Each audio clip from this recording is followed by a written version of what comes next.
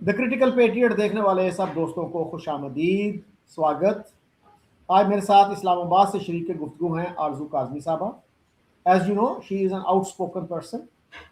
अच्छा आरजू, आज मैं बात करना चाह रहा हूँ जो अभी तक हॉट इशू है, कई दिन हो गए उसको, वो है सिडनी टेरर अटैक। और कल मैंने एनडीटीवी पे सुना कि तेलंगाना पुलिस ने ये कहा है कि इस बंदे का ताल्लुक, साजिद जो सीनियर था, उसका ताल्लुक हैदराबाद से था। वहीं से उसने तालीम हासिल की, ग्रेजुएशन की, फिर वो ऑस्ट्रेलिया चला गया 98 में।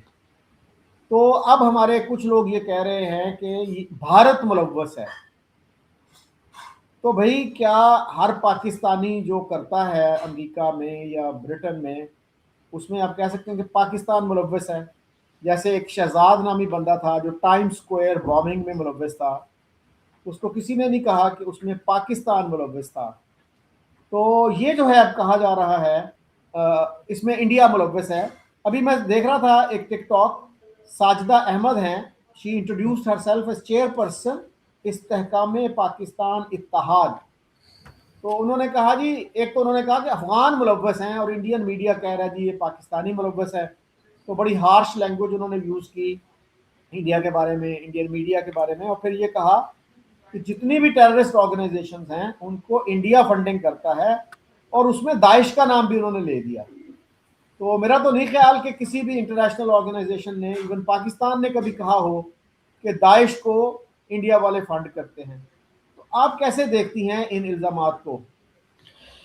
देखिए सर, ये जिन साहिबा की आप बात कर रहे हैं इनको मैंने कभी देखा है ना सुना है, तो आई हैव नो आइडिया कि ये कौन है या क्या बात किया करती हैं। लेकिन ये है कि अगर भारत फंड कर रहा होता दाइश को और इस तरह की दूसरी ऑर्गेनाइजेशंस को जो टेरर कैंप्स वगैरह चलाती हैं, तो फिर सर एफएटीएफ में हम क्यों जाते हैं? भारत क्यों नहीं जाता? हर बार जो है एफएटीएफ में हमें डाला गया ग्रे लिस्ट से, 4 बार हम गए और बाहर निकले बड़ी मुश्किल से। तो अगर यही इशू चल रहा होता तो डेफिनेटली फिर तो भारत को अंदर होना चाहिए था। और जैसे हम खुद भी कहते हैं, हमारे यहाँ से भी कई लोग निकले और कहा गया कि जी ये नॉन स्टेट एक्टर हैं, यानी इनको स्टेट स्पॉन्सर नहीं कर रही, ये अपनी मर्जी से कहा जाता है कि जी ये कभी कश्मीर जाते हैं तो कभी कहीं और जाते हैं और इस तरह की जो हरकतें कर रहे हैं, तो उस पर स्टेट कहती है जी हमारा कोई लेना देना नहीं है। अब चाहे कई लोग भारत से कहते हैं कि जी स्टेट जो है वो स्पॉन्सर कर रही है, ये नॉन स्टेट एक्टर नहीं है, ये स्टेट एक्टर ही है, लेकिन बहरहाल स्टेट यही कहती है। तो इसी तरीके से अगर कोई भारतीय है और भारत से वो किसी और कंट्री में रहता है, अगर उसने कुछ गलत किया है तो उसके लिए आप जो है वो 1 अरब और 40 करोड़ के कितने लोग वहां पर हैं, उनको नहीं आप कह सकते कि सबके सब ऐसे हैं या वो कोई स्पॉन्सर कर रहे हैं।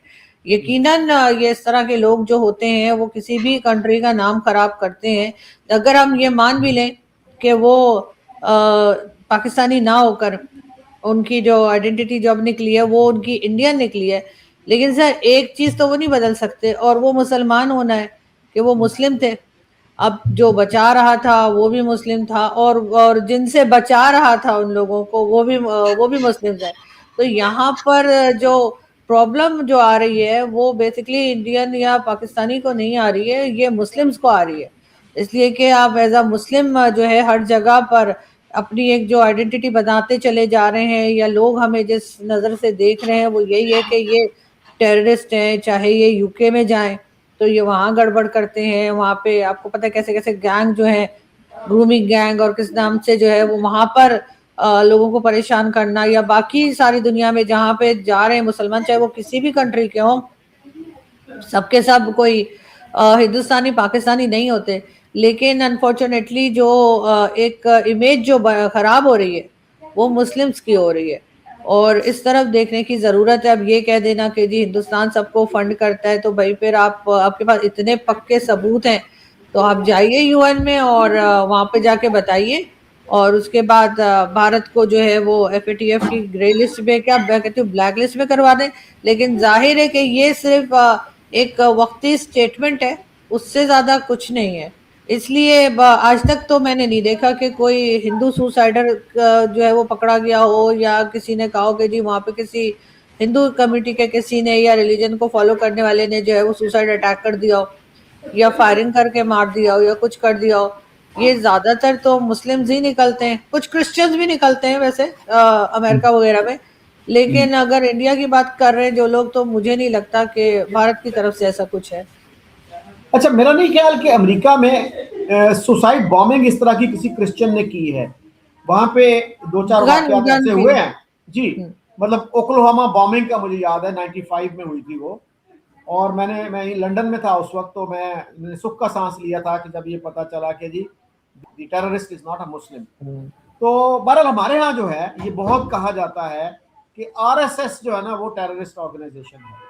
तो वही आप वाला पॉइंट कि भाई अगर आरएसएस टेररिस्ट है तो why hasn't government of Pakistan gone to the UN और इवन टू द यूएस कि भाई इसको आप टेररिस्ट ऑर्गेनाइजेशन डिक्लेयर करो। और हमारी जो है डॉन के मुताबिक आई थिंक 2018 में डॉन की एक हेडलाइन थी कि 139 एंटिटीज एंड पर्सनालिटीज जिनका ताल्लुक पाकिस्तान से है वो यूएन की टेरर लिस्ट पे हैं। और ये this is the biggest number, किसी और मुल्क के इतने इंडिविजुअल्स और ऑर्गेनाइजेशंस यूएन की टेरर लिस्ट पे नहीं हैं। तो हमारे यहाँ जो है ना ये सेल्फ क्रिटिसिज्म और इंट्रोस्पेक्शन इसका रवाज नहीं है, इस वजह से हम इस तरह की बातें करते हैं। मैंने पिछले दिनों एक पोस्ट लगा दी फेसबुक पे कि एक साहब ने, वसीम अल्ताफ साहब की वॉल पे जाके ये लिखा, और वो पाकिस्तानी हैं, कनाडा में रहते हैं, और वो अपने आप को साइंटिस्ट भी कहते हैं, ह्यूमनिस्ट भी कहते हैं, पोइट भी कहते हैं। वो कहते हैं जी ये अच्छा हुआ और मुझे अफसोस है, मायूसी है कि इस तरह के अटैक कम हो रहे हैं। अच्छा, बहुत सारे लोगों ने मेरे ऊपर चढ़ाई शुरू कर दी कि आपको एक ही बंदा मिला था। तो मैंने कहा सर बात यह है कि जब कोई अनयूजुअल बात करता है, रूटीन से हट के बात करता है, तो वो खबर बनती है। अगर आप टेररिज्म के इंसिडेंट को कंडेम करते हैं तो that is routine, that is expected of you. Journalism में तो होता ही ये है कि आप अनयूजुअल चीज को रिपोर्ट करते हैं। तो मैंने उनको समझाया भी, उन साहब को मैंने कहा देखें इंसान है, हम सब, गलती हो जाती है, तो you should retract that statement, और इसी में भला है आपका भी, बाकी सब लोगों का भी। तो उन्होंने मुझे ब्लॉक कर दिया, मेरे भी दोस्त थे वो, और बाद में ही मुझे पता चला कि मेरे भी ये दोस्त थे। तो मतलब वो कोई रिलीजियस फैनेटिक नहीं है, वो एग्नोस्टिक है। वो कहता है मैं एग्नोस्टिक हूँ, साइंटिस्ट हूँ, और फिर भी जो है ना वो पैलेस्टाइन के साथ इसको लिंक करके तो वो जस्टिफाई कर रहा है, बल्कि एक तरह से प्रेज कर रहा है। और भी लोगों ने प्रेज किया इस टेररिस्ट अटैक को। तो हम जो है बजाय इसके कि जिसने गलत बात की है उसको कंडेम करें, रिपोर्ट करने वाले को कंडेम कर रहे हैं कि आपने ये रिपोर्ट क्यों किया। तो भाई जो असल मसला है, जो माइंडसेट है, उसको क्यों नहीं एड्रेस कर रहे, कि आप क्यों नहीं मानते कि हाँ हमारे यहाँ ऐसे लोग हैं, उनको रिफॉर्म करने की जरूरत है, उनको समझाने की जरूरत है, एजुकेट करने की जरूरत है। और उनसे मैंने ये भी कहा कि देखिए पैलेस्टाइन की अगर आप बात करते हैं ना, तो सूडान की भी किया करें कि सूडान में 2003 में एक ऐसा मैसेकर शुरू हुआ जिसको यूएन और दीगर अदारे जेनोसाइड कहते हैं, नस्ल कुशी कहते हैं। आज तक वहां 3 लाख से ज्यादा, कम से कम 3 लाख लोग मारे जा चुके हैं उसमें। पाकिस्तान में किसी को पता भी नहीं है, हमारे मीडिया को नहीं पता, कोई रिपोर्ट नहीं करता उसको। तो उनसे मैंने यही कहा, मैंने कहा इसको कहते हैं सेलेक्टिव आउटरीच, इसका कोई फायदा नहीं है, आप पूरी सिचुएशन को पूरी उसको समझिए। हमारे यहाँ आउटरीच का मतलब ये होता है कि अगर किसी मुसलमान को किसी नॉन मुस्लिम ने मारा है तो वो बड़ी खबर है, वो आउटरीच का बायस बनती है। मुसलमान को मुसलमान गवर्नमेंट मार दे तो वो कोई खबर नहीं, कोई आउटरीच नहीं होता उस पर। और एक एक्सेप्शन है, वो चाइना की है। तो आप कैसे देखते हैं इन डबल स्टैंडर्ड्स को, इस सेलेक्टिव आउटरीच को? देखिए सर, ये डबल स्टैंडर्ड्स ना होते तो फिर जाहिर है कि फिर पाकिस्तान शायद बनता ही ना। हमने जो पाकिस्तान क्रिएट किया वो इन्हीं डबल स्टैंडर्ड्स की वजह से ही किया कि एक तरफ हम कहते हैं कि हम किसी भी ऐसे लोगों के साथ नहीं रह सकते जो हमारा रिलीजन फॉलो नहीं करते।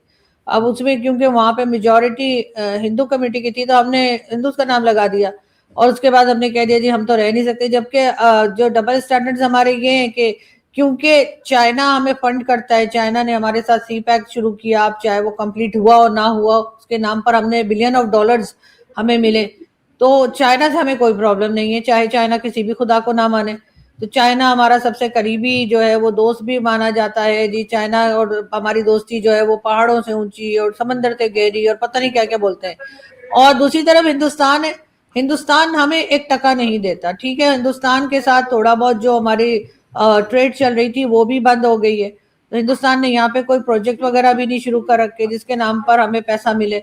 तो हिंदुस्तान जो है वो हमारा सबसे बड़ा दुश्मन है, वरना कोई और किसी और को, अफगानिस्तान को जो कि भारत से ज्यादा हमारी मार लगाता है, उसको हम अपना सबसे बड़ा दुश्मन नहीं नहीं गिनवाते।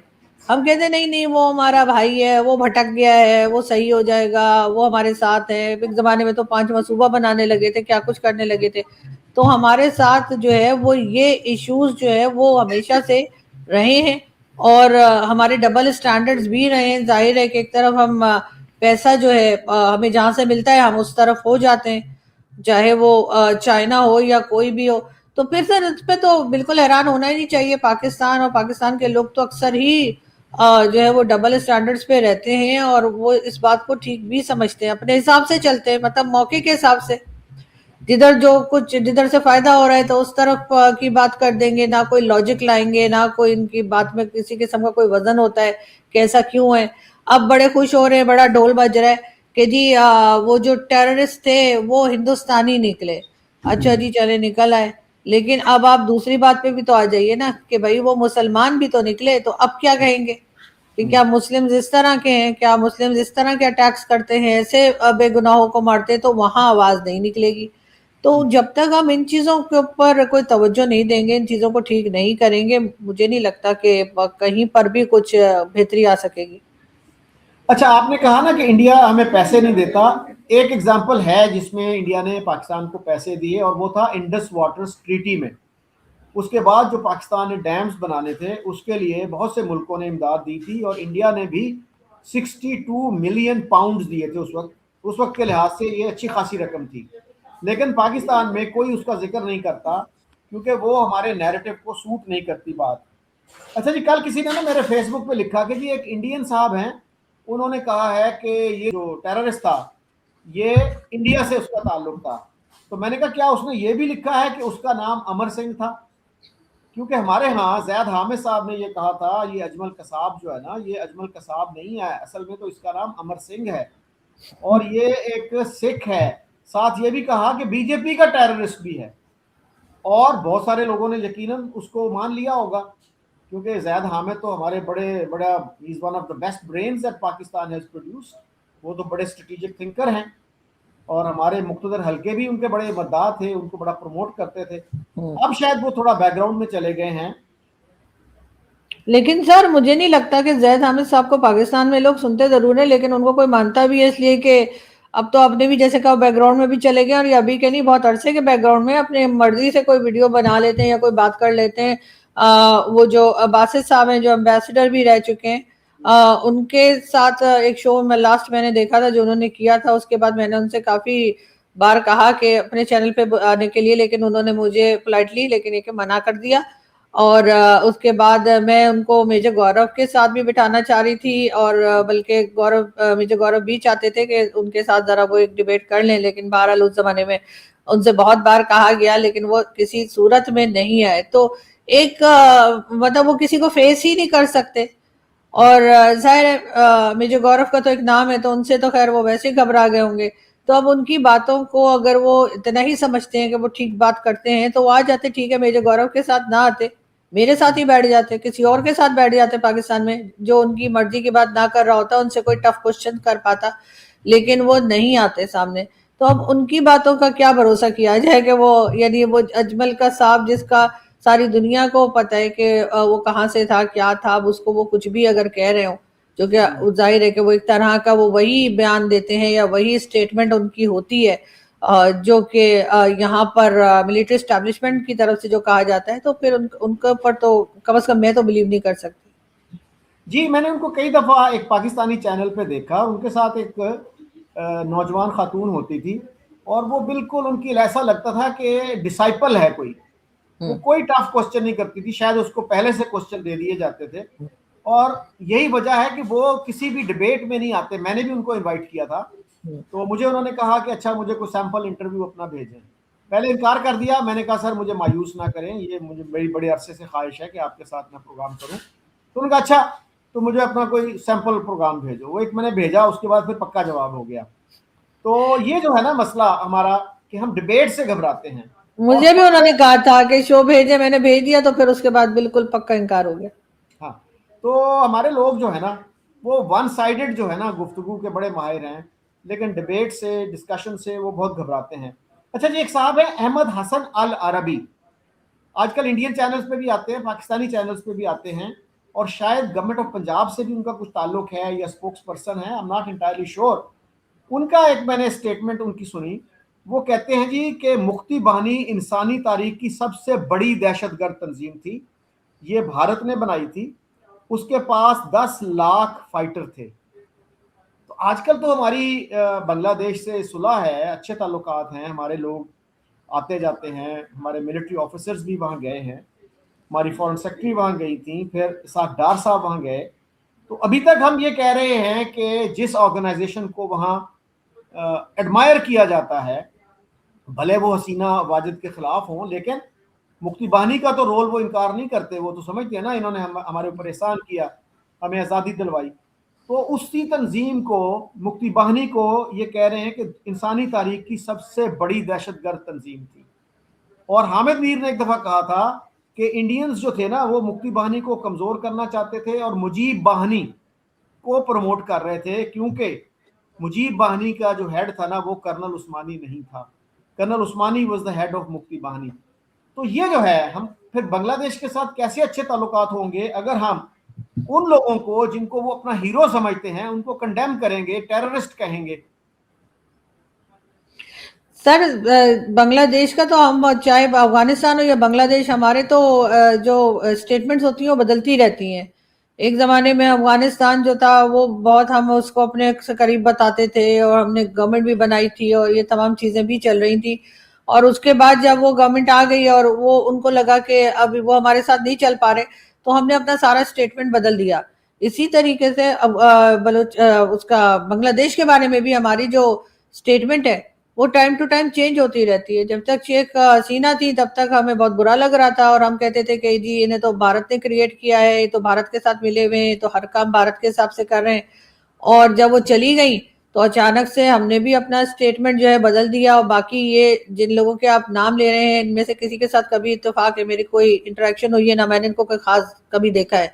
तो ये टाइम टू टाइम इस तरह के लोग जो है वो रावलपिंडी से बाहर निकाले जाते हैं और इनको जो है वो इंडियन मीडिया पर ये बैठे होते हैं और उसके बाद अगर कोई इनसे इनसे हट के बात कर रहा हो तो ये वहाँ लाइव शो में ही उनको बुरा भला कहना शुरू कर देते हैं। अभी मैं रिसेंटली एक टॉक शो, एक डिबेट बल्कि देख रही थी इंडियन टीवी की, तो उस पर मुझे बुलाया गया था लेकिन मैं किसी वजह से नहीं जा सकी। तो मैंने कहा जरा देखूं कि बात क्या हो रही थी, थोड़ा टाइम था तो मैंने वो डिबेट देख ली। तो उसमें एक जो पाकिस्तानी जर्नलिस्ट थे उन्होंने कोई बात की और दूसरी तरफ से दूसरे पाकिस्तानी जर्नलिस्ट लिटरली जैसे ना हाथ से उसको लानते दे रहे। तो मैंने कहा कि ये क्या लेवल है कि आप अब बात उनकी जो है उसको आप नहीं अगर काउंटर कर पा रहे तो आप वहां बैठकर उनको हाथ से उठा उठा के लाते देंगे, बुरा भला कहेंगे, गद्दार बोलेंगे, कुछ भी कहेंगे। तो ये इस किस्म के लोग जो है ना ये निकाले गए हैं और ये फैलाए गए हैं और इधर आप बात करते हैं कुछ और उधर ये आकर कुछ ना कुछ लिखना शुरू कर देते हैं और उसके बाद खूब, और ये फेक आईडीज भी नहीं है, मतलब अगर सोशल मीडिया की बात करूं तो कई तो फेक आईडीज भी नहीं है, ओरिजिनल आईडी से ये ऐसी ऐसी बातें लिखते हैं आपके बारे में कि आप भी हैरान हो जाएं कि अच्छा तो ऐसा भी है। तो ये इस किस्म के लोग जो है ना सर, ये मेरे ख्याल है हर दौर में रहे हैं। इमरान खान के दौर में भी थे, जब इमरान खान प्राइम मिनिस्टर थे तब भी सोशल मीडिया पर ऐसे लोग छोड़े गए थे और अभी भी ऐसे ही लोग हैं, इनकी रोजी लगी रहती है। ये बेचारे जो हैं, जो गवर्नमेंट आती है या जो मिलिट्री एस्टेब्लिशमेंट आती है ये उसके साथ हो जाते हैं और जो उनसे अलग बात कर रहा होता है उसको बुरा भला कहते रहते हैं। लेकिन सर वही बात इनकी बांग्लादेश के लिए भी वही है कि जिस वक्त इनकी मर्जी की हुकूमत होगी या कोई इनका साथ दे रहा होगा और भारत के खिलाफ होगा तो ये साथ हो जाएंगे, ये वाह शुरू कर देंगे, वही डबल स्टैंडर्ड्स। और जैसे ही कोई ऐसी गवर्नमेंट आ जाएगी जो कि इनके हिसाब से ना हो या किसी और तरह से हो तो इनका एकदम स्टेटमेंट जो है वो बदल जाता है। अच्छा आरजू, एक बड़ा तारीखी वाकया मैं आपके साथ शेयर करना चाहता हूँ कि 47 में जब गवर्नमेंट बनी 46 के इलेक्शंस के बाद, तो पंजाब में मुस्लिम लीग की गवर्नमेंट नहीं बनी थी, वो यूनियनिस्ट गवर्नमेंट थी, क्योंकि कांग्रेस ने भी उसको सपोर्ट किया, बाकी भी कुछ पार्टीज ने उसको सपोर्ट किया। तो टिवाना साहब चीफ मिनिस्टर थे। मुस्लिम लीग जो है चाह रही थी कि इनको निकाला जाए, तो वो जुलूस एक निकाला उन्होंने तो वो नारे क्या लगा रहे थे, टिवाना कुत्ता हाय हाय, टिवाना कुत्ता हाय हाय। अच्छा, जब जुलूस खत्म हुआ तो नारा बदल चुका था। नारा क्या हो गया था, दिल्लियों खबर आई है, टिवाना साडा भाई है। क्योंकि वहां से मुस्लिम लीग ने मैसेज दिया था कि भाई अब उसके खिलाफ कोई कार्रवाई नहीं करनी, क्योंकि वो रिजाइन करने जा रहा है, हमारा उससे एग्रीमेंट हो गया है। तो इस तरह से हमारे नारे बदलते जाते हैं, नैरेटिव भी हमारा बदलता जाता है। जैसे अभी हमने देखा कि अफगानिस्तान पे कितनी बड़ी तब्दीली आई है। पहले हम फ्रेंडली गवर्नमेंट चाहते थे, वहां पे कुछ लोग चाह रहे थे कि जी वहां पे हमें स्ट्रेटेजिक डेप्थ मिलेगी, और कुछ पांचवा सूबा बनाना चाह रहे थे, और हमने पूरी दुनिया से लड़ाई मोल ली तालिबान के लिए, और वही जो है हमारे गले पड़ गए। तो ये है तल्ख हकायक हैं, और इससे हमारे डिसीजन मेकर्स को, पॉलिसी मेकर्स को कुछ सीखना चाहिए। एक चीज जरूर यहाँ पे कहना चाहूंगी कि हमारे लोग जो हैं वो टाइम के हिसाब से अपनी स्टेटमेंट और अपनी बातें जो हैं वो बदलते रहते हैं, और मतलब जिधर की हवा चल रही है ना उस तरफ हो जाते हैं। लेकिन यहाँ पर अगर मैं मीडिया की या यूट्यूब की बात करूं तो यकीनन उसमें से आप और मैं तो कम से कम ऐसे लोग हैं जो कि ऑपरेशन सिंदूर से पहले जो बात कर रहे थे उसके बाद भी वही बात कर रहे थे, क्योंकि जाहिर है हम चाहते हैं कि हमारी कंट्री इंप्रूव करे, और जो यहाँ पर गलत चीजें हो रही हैं उनको रोका जाए, और उसके बाद पाकिस्तान भी प्रोग्रेस करे। तो इसलिए मेरा ख्याल है कि बहुत से लोग जो हैं, जिसमें कई लोग नाम भी लेते हैं लोगों के, कि उनके जो स्टेटमेंट्स पहले हुआ करते थे वो अब नहीं है, और वो काफी हद तक, चाहे वो गेस्ट हो चाहे वो होस्ट हो, कई लोगों के स्टेटमेंट जो है वो एकदम ही, जैसे कहते हैं ना, 180 डिग्री के ऊपर जो है वो मुड़ गए। लेकिन हम लोगों के वही, और मेरे ख्याल है इसी से पता लगता है कि दोगले कम से कम हम लोग नहीं है, बाकी कुछ भी कोई कहे। जी नहीं, एक तो जर्नलिस्ट है ना, जर्नलिस्ट कुछ भी कहें चले, काबिल माफी है। लेकिन जो पॉलिसी मेकर्स हैं उनको तो सोच समझ के पॉलिसीज बनानी चाहिए, सोच समझ के बात करनी चाहिए, because they represent the state. एक जर्नलिस्ट कह सकता है जी मैं तो स्टेट को रिप्रेजेंट नहीं करता वगैरह वगैरह, अगरचे उनकी भी जिम्मेदारी होती है कि सोच समझ कर बात करें कि कल को उनको शर्मिंदगी ना हो। So thank you very much. Thank you sir, बहुत शुक्रिया।